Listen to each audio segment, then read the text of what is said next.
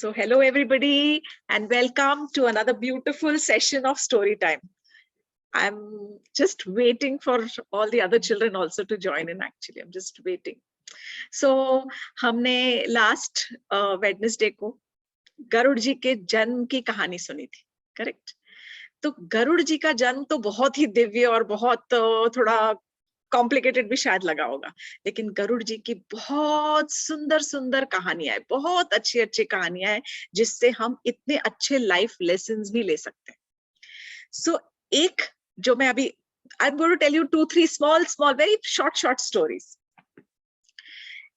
त्रेता युग में, सतयुग में तो गरुड़ जी ने भगवान जी की हेल्प की थी कि भगवान जी को विष्णु भगवान और सत्यभामा को अपनी पीठ पर बिठाकर लेके गए थे और नरकासुर का वध किया था. सो ही इज द कैरियर. जब कैरियर उन्होंने विष्णु भगवान को और सत्यभामा को बिठाकर और लेके गए और दोनों ने मिलकर नरकासुर का वध किया था. सतयुग में ही उन्होंने, गरुड़ जी ने किस पर्वत को उठाया था? मंदार पर्वत को उठाकर, और फिर विष्णु भगवान चढ़ के गए थे और वो मंदार पर्वत को भी गरुड़ की पीठ पर लेके गए थे और तब ले जाकर उन्होंने अमृत के मंथन करने के लिए उसको बिलोनी के रूप में यूज किया था, समुद्र के अंदर रख के. ये कहानी हमने सुनी हुई है. इसके बाद आता है त्रेता युग. त्रेता युग किसका था? रामचंद्र जी का युग था. तो रामचंद्र जी के युग में जब राम और लक्ष्मण के साथ में रावण का युद्ध हो रहा था, तब उस समय रावण का जो सबसे बड़ा बेटा था इंद्रजीत, बहुत पावरफुल था, इसीलिए उसका नाम इंद्रजीत था, क्योंकि उसने इंद्र को भी एक बार कैप्चर कर लिया था और उसको हरा दिया था. इंद्रजीत ने एक ऐसा बाण मारा कि जिस बाण को मारते ही, इट इज नॉट एक्चुअली अ बाण, अस्त्र और शस्त्र में फर्क है.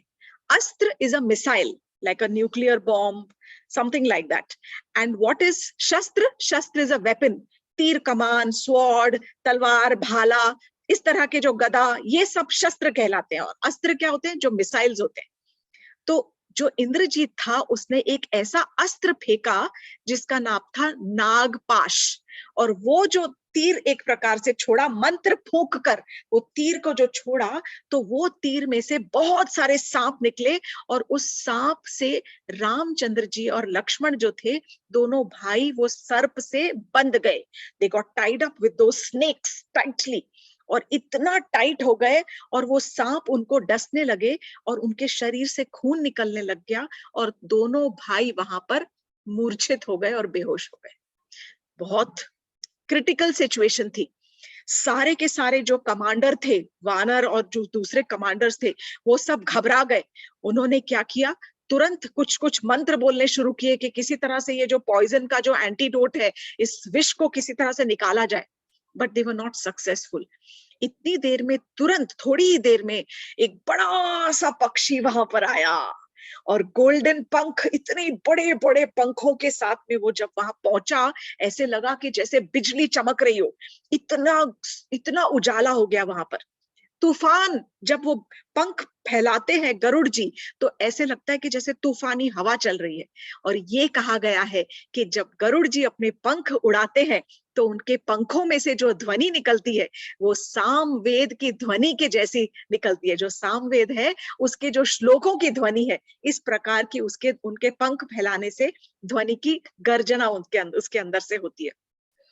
गरुड़ जी जैसे ही वहां पहुंचे तो गरुड़ जी तो सांप खाते हैं, और गरुड़ जी को देखते के साथ ही वो जो सांपों ने राम और लक्ष्मण को लपेटा हुआ था, वो डर के मारे और सारे वो भाग गए. वो एक्चुअली उनके सारे वो कद्रू के ही बेटे थे, सारे नाग, सर्प, जो गरुड़ जी से सब हमेशा डरते हैं, और वो सब डर के भाग गए. तो इस प्रकार गरुड़ जी ने उनको हेल्प किया राम और लक्ष्मण को नागपाश से छुड़ाने के लिए. उसके बाद गरुड़ जी ने उनके चेहरे पे हाथ फेरा. सुनो, रामचंद्र जी के चेहरे पर, भगवान के चेहरे पर गरुड़ जी हाथ फेर रहे हैं और उनके सारे घावों को तुरंत चुटकी में ठीक हो गए जैसे ही हाथ लगाते. घाव ठीक हो गए। ये रामायण, वाल्मीकि रामायण के अंदर भी यही लिखा हुआ है। जैसे ही हाथ लगाया सारे उनके जख्म ठीक हो गए, भगवान जी की मूर्छा चली गई। और जैसे ही रामचंद्र जी जागृत हुए, उन्होंने देखा कि ये कौन है, तो वो गरुड़ जी से कहते हैं कि आपने हमारे ऊपर इतना बड़ा उपकार किया है कि हम आपके ऋणी हो गए, we are indebted to you. आप बताइए कि आप हो कौन।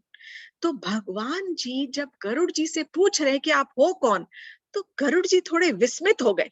ही गॉट लिटिल कंफ्यूज्ड कि ये क्या हो रहा है, ये तो उल्टी गंगा बह रही है। तब वे रामचंद्र जी से कहते हैं कि हे प्रभु, मैं तो आपका नित्य सेवक और नित्य दास हूं, इटर्नल सर्वेंट ऑफ एजेस, युगों से आपका दास हूं। और आपके ऊपर अगर कोई विपदा पड़े तो मैं पीछे रह जाऊं, ये ऐसा हो नहीं सकता। ये कहकर उसने रामचंद्र जी को गले लगाया, लक्ष्मण जी को गले लगाया, फिर उन दोनों की परिक्रमा की और प्रणाम करके जाते जाते वो रामचंद्र जी से कह रहे हैं कि हे प्रभु, आप प्लीज थोड़ा सतर्क रहिएगा, क्योंकि ये राक्षसों के पास में बहुत सारी मायावी शक्ति है। और ये कहकर हाथ जोड़ के गरुड़ जी वहां से चले गए। गरुड़ जी जाते जाते उनके मन में ये संशय आया, डाउट। क्या डाउट आया कि ये अगर मेरे प्रभु राम है, अगर ये प्रभु जो मेरे ही प्रभु है विष्णु भगवान, तो ये इन्हें मेरी जरूरत कैसे पड़ गई। भक्त को बचाने के लिए भगवान आते हैं, तो भगवान को बचाने के लिए मैं तो कौन हूं, मैं तो बहुत ही तुच्छ प्राणी हूं, ये भगवान तो नहीं हो सकते, कुछ तो गड़बड़ है। उसके मन में जब ये डाउट आया तो सीधा वो पहुंचा कहाँ, नारद मुनि के पास। नारद मुनि सबके गुरु हैं। नारद मुनि के पास जब पहुंचा तो उसने ये सवाल किया कि मेरे मन में ऐसा ऐसा संशय है। तो नारद मुनि हंसने लगे, बोले हाँ समझ रहा हूं, एक काम करो, तुम जाओ सीधा शिव जी के पास, वो ही तुम्हारी इस समस्या का निवारण करेंगे। अब गरुड़ जी पहुंचे उड़ते उड़ते शिव जी के पास। जब शिव जी के पास पहुंचे तो शिव जी ने गरुड़ जी से कहा, you are right, I think you have a very valid question. तो एक काम करो, आपका जो उत्तर है ना, वो आपको मिलेगा। आप सीधा यहाँ से जाओ और हिमालय पर जाओ। जब हिमालय पर्वत की चोटियों पर जाओगे, वहां पर एक नदी बह रही होगी और नदी के किनारे पर एक साधु बैठे हैं जिनका नाम है काकभुशुंडी। वो साधु एक कौवे के रूप में बैठे हैं और वो आपकी इस समस्या का हल करेंगे और आपको उत्तर देंगे। गरुड़ जी ने प्रणाम किया, उनकी आज्ञा को शिरोधार्य करके, और वो उड़ते उड़ते हिमालय पर पहुंचे। और वहां पर देखते क्या है कि एक कौवा बैठा है। ये कौवा जो था ये काकभुशुंडी है।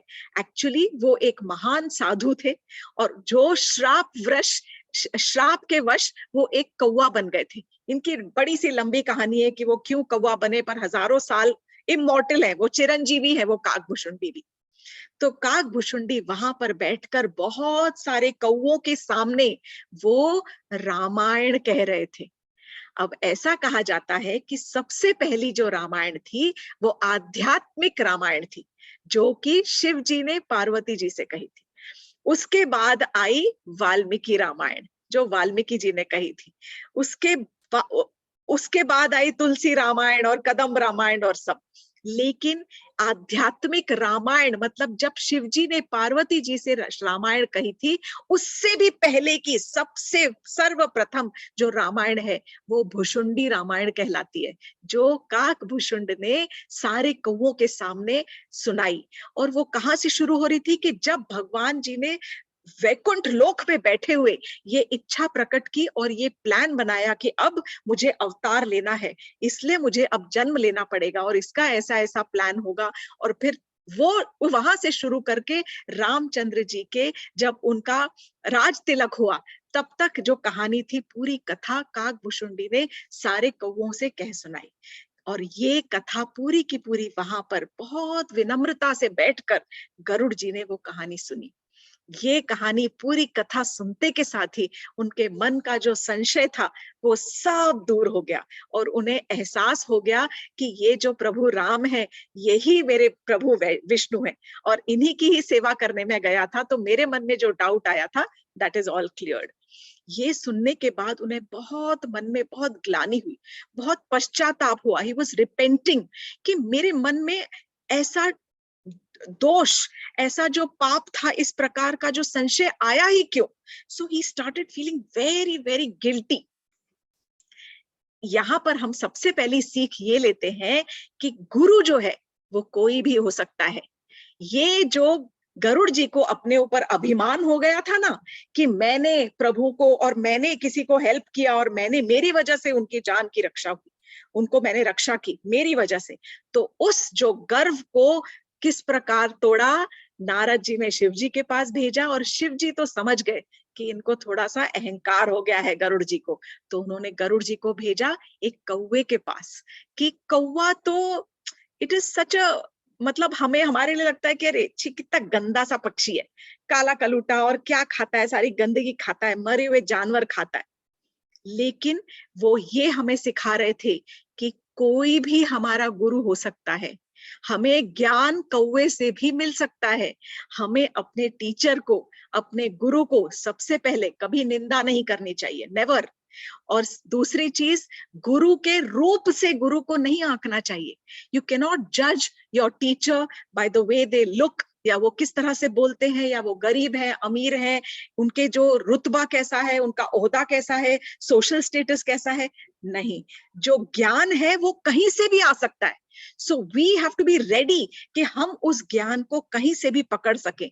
बस अगर कोई टीचर सिखा रहा है या गुरु सिखा रहा है, उसमें से हमने एक मोती भी पकड़ लिया, तो ऐसे छोटे छोटे ज्ञान के मोतियों को जमा करके हम अच्छी सी ज्ञान की माला बना सकते हैं। तो उसके बाद जब when Garuda ji learned his lesson, तो उनको बहुत पश्चाताप हुआ। तो उसके बाद आया द्वापर युग, जब कृष्ण भगवान जी पैदा हुए। तो गरुड़ जी ने सोचा, पूरे ब्रज का एक चक्कर लगाया उन्होंने और देखा, करे वाह, यहाँ पर तो बड़ी प्रभु बड़ी सुंदर सुंदर लीलाएं कर रहे हैं। तो गरुड़ जी पहुंचे ब्रज में, और वो छठीकरा करके एक गांव है ब्रज में। छठीकरा गांव में कृष्ण भगवान जी बहुत छोटे से थे, तब अपने छोटे छोटे फ्रेंड्स के साथ में खेला करते थे। वहां गरुड़ जी ने एक गुप्त रूप में उनके साथ मुलाकात की, और फिर कहते हैं कि गरुड़ जी वहां जाकर कृष्ण भगवान जी से मिलकर फूट फूट कर रोए हैं, बहुत रोए हैं, और उन्होंने अपना पश्चाताप व्यक्त किया है और उनसे क्षमा मांगी है, माफी मांगी है। तब कृष्ण भगवान जी ने क्या किया? कृष्ण भगवान जी ने गरुड़ जी को अपनी सवारी बनाया और उसके ऊपर वे बैठ गए। और कृष्ण भगवान जी गरुड़ जी के ऊपर बैठकर उन्होंने नॉट चार भुजा वाला रूप, विष्णु भगवान के चार भुजाएं, कृष्ण भगवान जी तो दो भुजा वाले थे, लेकिन कृष्ण भगवान जी ने वहां पे 12 आर्म्स, 12 भुजाओं वाला रूप प्रकट किया है। ये मंदिर आज भी ब्रज में विराजमान है, और ये जो मूर्ति है कृष्ण भगवान जी की, ये गरुड़ गोविंद के नाम से जानी जाती है। और ये मूर्ति किसने बनाई थी? गरुड़ जी के ग्रेट ग्रैंडसन वज्रनाभ उनका नाम था। उन्होंने खुद अपने हाथों से ये मूर्ति गढ़ी थी। कहानी किससे सुनी? उत्तरा से। परीक्षित जो थी, राजा परीक्षित, मतलब अर्जुन की जो डॉटर इन लॉ थी, पांडव के जो अर्जुन थे, उनके पोते जो थे, उनका जो बेटा था सुभद्रा, सुभद्रा की जो वाइफ उत्तरा थी, करेक्ट, सॉरी सुभद्रा बोल रही हूँ, अभिमन्यु, अभिमन्यु की जो वाइफ थी उत्तरा, तो उनसे सुनकर और ये उन्होंने मूर्तियां गढ़ी थी वज्रनाभ ने। इसी गरुड़ गोविंद जी की एक और कथा ये भी आती है कि एक बार कृष्ण भगवान जी ने अपने फ्रेंड्स के साथ खेलते हुए एक अपने फ्रेंड श्रीदामा को बुलाया, और श्रीदामा को बुला के कहा कि आज तुम मेरे गरुड़ जी बन जाओ। और फिर उनको गरुड़ जी बनाया और उनके ऊपर बैठकर और फिर से एक वो जो 12 भुजा वाला रूप था वो उन्होंने प्रकट किया। 12 भुजाओं में क्या है? 4 भुजा में क्या होते हैं? 4 आर्म्स में शंख, चक्र, गदा और पद्म।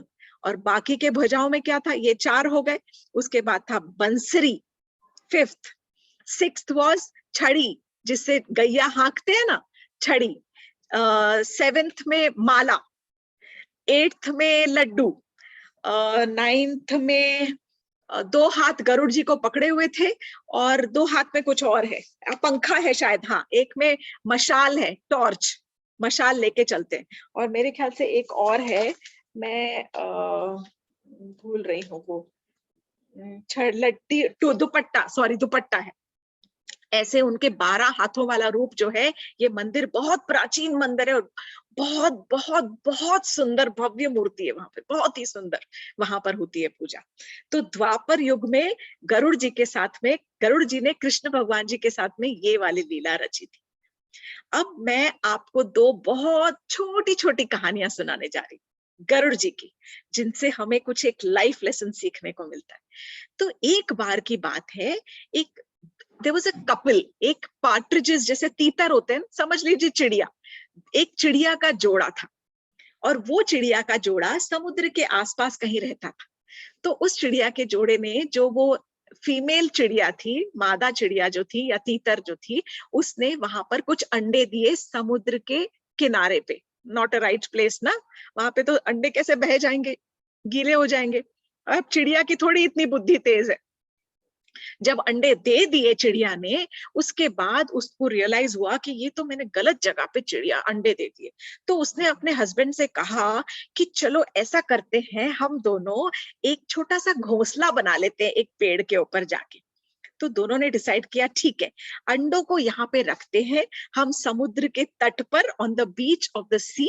और सागर तट पर अंडों को रखा और समुद्र से कहा कि हे समुद्र देवता, आप हमारे अंडों की रक्षा कीजिएगा, प्लीज इनकी रक्षा कीजिएगा, हम थोड़े एक दो चार दिन में वापस आ जाएंगे, बस अपना घोंसला बना ले, क्योंकि अंडे तो इतनी जल्दी फूटेंगे नहीं, बना ले और वापस दे देना, हमें संभाल के रखना। अगर संभाल के नहीं रखे ना, तो सारा समुद्र खाली कर देंगे, ऐसा कहकर और उनको चेतावनी देकर, धमकी देके, और दोनों चिड़िया वहां से चली गई। और दोनों चिड़ा और चिड़िया जाके उन्होंने अपना एक घोंसला बनाया। 2-3 दिन के बाद जब वहां से लौटे तो उन्हें अंडे ही नहीं मिले। वो ढूंढने लगे, उन्होंने सागर से कहा, पूछा कहाँ रखे, तो समुद्र ने बोला यहीं तो रखे थे, पता नहीं कहाँ गए। तो वो सागर भी एक्चुअली समुद्र ने जानबूझ के नहीं लिए, पर वो कभी कभी सागर की कोई एक लहर आके और वो सारे अंडे बहा के ले गई। तो वो चिड़िया को बहुत गुस्सा आया। उन्होंने कहा, हमने आपसे कहा था कि आप संभाल के दो, आप निकालो हमारे अंडे, नहीं तो हम आपका पूरा पानी खाली कर देंगे। अब समुद्र सोचने लगा, ये क्या, इतनी सी चिड़िया मुझे क्या धमकी दे रही है, मैं तो इतना बड़ा हूं, मेरे सामने इस चिड़िया की क्या औकात। तो वो दोनों चिड़ा और चिड़िया अपनी चोंच में एक बूंद पानी उठाते और बाहर जाके फेंक देते, फिर एक बूंद पानी उठाते, फिर बाहर जाके फेंक देते, उड़ते उड़ते जाते, उठाते और तट पे फेंक देते। ये चलता रहा पूरे दिन क्रम। ये देखा तो धीरे धीरे उनके जो फ्रेंड्स थी वो सब चिड़िया आ गई, और उन्हें पता चला कि ये हमारे फ्रेंड जो है चिड़िया, वो इसलिए ऐसा कर रही है क्योंकि वो सागर के अंदर से अपने अंडे निकालना चाहती है।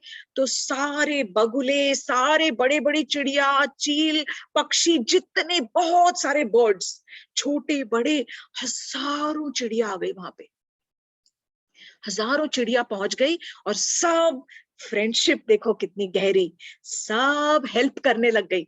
लेकिन कैसे हेल्प करेंगी सोचो, सबकी चोंच कितनी सी होती है, इतनी छोटी सी होती है, किसी की थोड़ी सी बड़ी होगी, कितना पानी आएगा, चिड़िया की 2 बूंद आएगा तो किसी के आधी कटोरी पानी आएगा, और समुद्र तो इतना अथाह और अनंत। कई हफ्ते हो गए, बहुत सारे हफ्ते हो गए, होने के बाद जब गरुड़ जी को ये पता चला, एक दिन गरुड़ जी वहां से उड़ते हुए जा रहे थे, तब उड़ते हुए देखा, रे इतने सारे हजारों पक्षी इस समुद्र के तट पर क्या कर रहे हैं। तो वो वहां पर पहुंचे, उन्होंने चिड़िया से पूछा, ये कर क्या रहे हो आप, इधर जाते हो फिर पानी लेके उधर आते हो, फिर उधर जाते हो फिर इधर करते हो। तो चिड़िया ने बोला, डोंट डिस्टर्ब, हम अपना काम कर रहे हैं, हमारे अंडे इस समुद्र ने खा लिए, मतलब अंदर कहीं ले गया है, हम अपने अंडे निकलवा रहे हैं, हम सारा समुद्र का पानी खाली कर देंगे। तो गरुड़ जी को थोड़ी सी एक विस्मित सी स्माइल आ गई और बोलने लगे, लेकिन आपको पता भी है कि आप कर क्या रहे हो, समुद्र तो इतना अथाह है और इतना अनंत, उसकी गहराई भी नहीं नाप सकते। तो बोले, लेकिन हम अपने धैर्य के साथ, पेशेंस, और अपने दृढ़ निश्चय के साथ, determination, they are teaching you lesson, patience और डिटर्मिनेशन के साथ हम जुटे रहेंगे और हम लगे रहेंगे, और हमारी जो फ्रेंडशिप है, यूनिटी, हमारे फ्रेंड्स हमें सब हेल्प कर रहे हैं, और देखो हम पूरा समुद्र खाली कर देंगे। जब गरुड़ जी ने ये सुना तो गरुड़ जी बहुत इंस्पायर हो गए और बहुत खुश हुए। वो पहुंचे और उन्होंने तुरंत वहां पर खड़े होके बैठ के तुरंत उन्होंने समुद्र को आज्ञा दी कि हे समुद्र देव, आप तुरंत इस चिड़िया के अंडे लौटा दो, नहीं तो मैं आपके सारे पानी को सुखा दूंगा और पी जाऊंगा। अब गरुड़ जी में तो बहुत हिम्मत है, क्योंकि मैंने बताया था कि गरुड़ जी में इतनी शक्ति है कि वो तीनों लोकों को के भार को अपने ऊपर उठा सकते हैं। बहुत शक्ति है, वो चाहते तो वो पूरे समुद्र को भी पी जाते और खाली कर जाते। जैसे ही गरुड़ जी ने ये धमकी दी, तुरंत समुद्र हिल गया और डर गया, और समुद्र के अंदर ऐसे हलचल मच गई। तुरंत समुद्र पीछे पीछे पीछे हटने लग गया। जैसे ही पीछे हटा, उसके बाद उसके अंडे सीधे समुद्र के तट पर आ गए और गरुड़ जी फिर वहां से चले गए। सो ये एक कहानी थी जिसमें हमने धीरज, we have learned to do our work with patience and determination. Do not give up. Also, do not give up on your friends. If तुम अगर अपने दोस्तों का साथ दोगे तो वो भी हमेशा तुम्हारा साथ देंगे। With a clear heart, दिल साफ होना चाहिए, गलत इरादे नहीं होने चाहिए। Last story. After that, Akshita, please be ready with your story. So, एक बार की बात है कि विष्णु भगवान यमराज के ऊपर बैठकर, विष्णु भगवान जो है गरुड़ जी के ऊपर बैठकर शिव जी से मिलने गए कैलाश पर्वत पर। शिव जी तो कैलाश पर्वत पे रहते। जब वहां पहुंचे तो गरुड़ जी उतरे नीचे और विष्णु भगवान जी वहां से उतर के सीधा कैलाश पर्वत पे चले गए, वहां पे जो उनका शिव जी से मुलाकात करने के लिए। और गरुड़ जी वहां पे बैठे, वेटिंग, इंतजार कर रहे, लाइक अ ड्राइवर, शॉफर। तो गरुड़ जी जब वहां बैठे थे तो सुंदर सुंदर छवि निहार रहे थे। प्रकृति इतनी सुंदर, नेचर है, सुंदर बर्फीले पहाड़ हैं कहीं पे, और इतने सुंदर सुंदर झरने बह रहे हैं, और वहां पर पेड़ है अलग प्रकार के, सब इतनी सुंदरता निहार रहे थे। इतने में उन्होंने देखा कि बहुत छोटी सी चिड़िया, ये भी चिड़िया की कहानी, बहुत छोटी सी जो चिड़िया है, बहुत सुंदर से प्यार से ऐसे चू चू चू चू चू चू अपना गाना गा रही है और बहुत ही सुरीली सुरीली आवाज में वो गाना गा रही है वहां पे।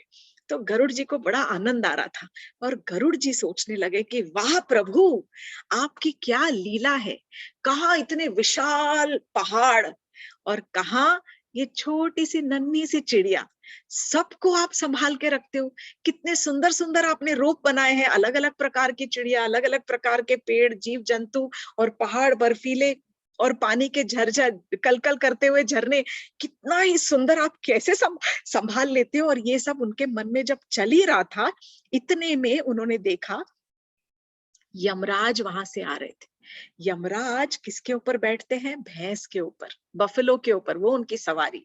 यमराज एक भैंस के ऊपर बैठते हुए वहां पर पहुंचे, और फिर वो, उनको भी शिव जी से मिलने जाना था, तो वो वहां पहुंचे भैंस के ऊपर बैठते बैठते, और उनको वो चिड़िया नजर आई। तो जैसे ही उन्होंने चिड़िया को देखा, एक नजर चिड़िया की तरफ गई, और वो थोड़ा सा यू नो आश्चर्यचकित हो गए। उनकी एक भौं थोड़ी ऐसे ऊपर हुई, टेढ़ी सी, एज इफ इन कंफ्यूजन, और थोड़े विस्मित से, लाइक अरे ये क्या हो रहा है। और उनको अजीब सा देख के, और फिर वो भैंस से पर उतरे, और भैंस के ऊपर से उतर के वो सीधा अंदर चले गए शिव जी से मिलने। अब गरुड़ जी यहाँ पर बैठे हैं इन वेटिंग, और उन्होंने भी देखा यमराज को, और उन्होंने यमराज के वो ऐसे जाते हुए थोड़ा सा अजीब सा जो तिरछी नजर थी वो भी देखी।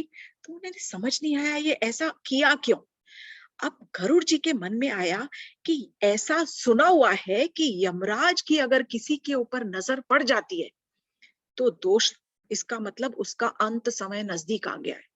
तो उन्हें लगा कहीं ऐसा तो नहीं कि यमराज जो है इस चिड़िया के प्राण हर ले। तो बोली, तो इतनी सुंदर, इतनी प्यारी सी चिड़िया है, मेरा मेरा फर्ज बनता है कि मैं इसकी रक्षा करूं, ये भी तो आखिर प्रभु के जीव है। तो गरुड़ जी ने कहा कि अभी विष्णु भगवान को तो लगेगा टाइम। गरुड़ जी ने बड़े हल्के से वो उस चिड़िया को उठाया एक पंजे में, और फिर उसके बाद उड़ते उड़ते उड़ते उड़ते कई हजारों मील दूर जाकर बहुत सुंदर और गहन जंगल के अंदर, जहां पर एक बहुत अच्छी नदी बह रही थी, उस नदी के किनारे पर उन्होंने उस चिड़िया को छोड़ दिया। और वहां पर उनको लगा अरे सुरक्षित है, और छोड़ के और वो तुरंत उड़ के विद इन सेकेंड्स उड़ते हुए तुरंत अपनी जगह पे आ गए। And again he was in waiting outside mount Kailash के बाहर, जहां विष्णु भगवान का वो राह देख रहे थे। अब थोड़ी देर बाद यमराज अंदर से बाहर आते हैं। जब यमराज बाहर आए तो गरुड़ जी से रहा नहीं गया। गरुड़ जी ने पूछा कि हे प्रभु यमराज यमदेव, मैं आपसे एक थोड़ा सा सवाल पूछना चाहता हूँ। बोले हाँ हाँ पूछो। तो बोले आप जब अंदर आए तो आपने वो एक छोटी सी चिड़िया को देखा, पर आप कुछ सोच रहे थे वो चिड़िया को देखकर, और आपने बड़ा अजीब सा एक एक्सप्रेशन दिया था और तिरछी निगाह से उसको देखकर, और फिर आप चले गए अंदर। आपके मन में क्या चल रहा था? तो यमराज ने कहा अच्छा आपने सवाल तो बड़ा बढ़िया पूछा, चलो आपको बता ही देता हूँ। क्या हुआ कि उस जब चिड़िया को मैंने देखा तो मुझे पता चल गया कि इस चिड़िया के अंतिम क्षण निकट है, इस चिड़िया के जीवन की अवधि पूरी हो गई है।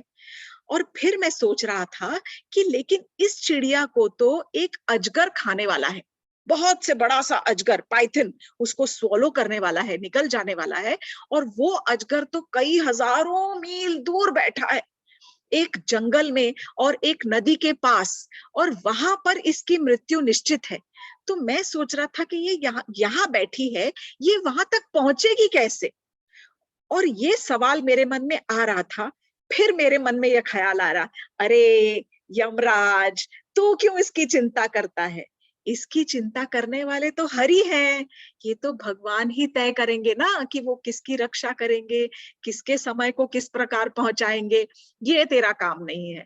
तो ये सोच के मैंने सब हरि इच्छा कह के और फिर मैं अपने हरि से मिलने वहां पर चला गया। और ये कह के टाटा बाय बाय कह के यमराज वहां से चले गए। अब गरुड़ जी के मन में सब पिक्चर क्लियर हो गई। Do I need to explain? No. कि वो भगवान जी के हाथ में केवल एक इंस्ट्रूमेंट है, वो सिर्फ एक क्या बोलते हैं निमित्त मात्र है। कि भगवान की जैसी इच्छा थी कि उनके मन में दया जागे, उनको वो चिड़िया दिखे और वो उस चिड़िया को वहां पहुंचा दे जहां पर मृत्यु उसका वेट कर रही है। तो किस चीज के लिए, कब, कौन, मतलब किसको भगवान रक्षा करना चाहते हैं, किसका कब समय आया, ये तो केवल भगवान जानते हैं। केवल everything is only in his hands. It's a very small story actually. But what does it signify? It signifies कि यमराज भी totally dependent है भगवान के ऊपर, उनके भी हाथ में कुछ नहीं है। तो हम तो कौन ही होते हैं, हमारी तो कोई औकात ही नहीं है। So we've learned some little small lessons from the stories. Garuda जी को जब अभिमान हुआ तो उनको शिवजी ने कहाँ भेजा? कौवे के पास, कि हमें ज्ञान कहीं से भी मिल सकता है, कोई भी रूप में दे सकता है वो टीचर। कोई भी, हमारा नेबर भी हो सकता है, हमारी दादी हो सकती है, हमारी मम्मी हो सकती है, हमारा फ्रेंड भी हो सकता है, who can give us a small knowledge.